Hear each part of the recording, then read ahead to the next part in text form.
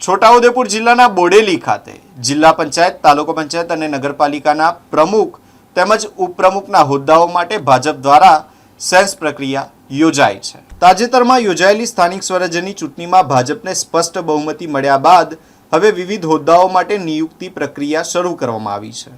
Bodeli APMC ખાતે યોજાયેલી બેઠકમાં ભાજપના પ્રદેશ નિરીક્ષકો દ્વારા ચૂંટાયેલા સભ્યો, સાંસદ, ધારાસભ્યો અને સંગઠનના હોદ્દેદારોના મંતવ્યો લેવામાં આવ્યા હતા। આણંદના સાંસદ મિતેશભાઈ પટેલ, શિલ્પેશભાઈ દેસાઈ અને સોનલબેન સોલંકીની ટીમ સમક્ષ દાવેદારોએ પોતાના દાવા રજૂ કર્યા હતા।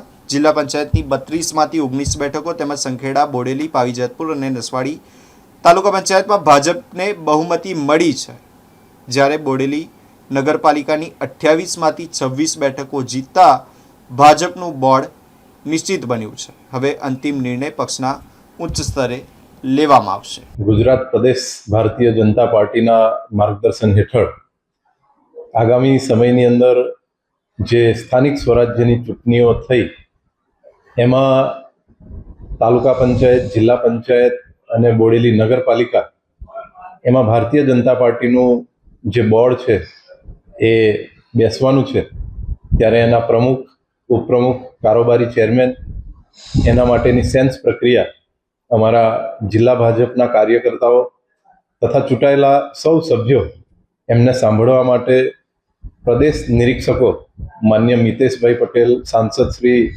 આનંદ તથા અન્ય 2 એમના સાથીદાર એ સાંભળવા માટે આવ્યા છે।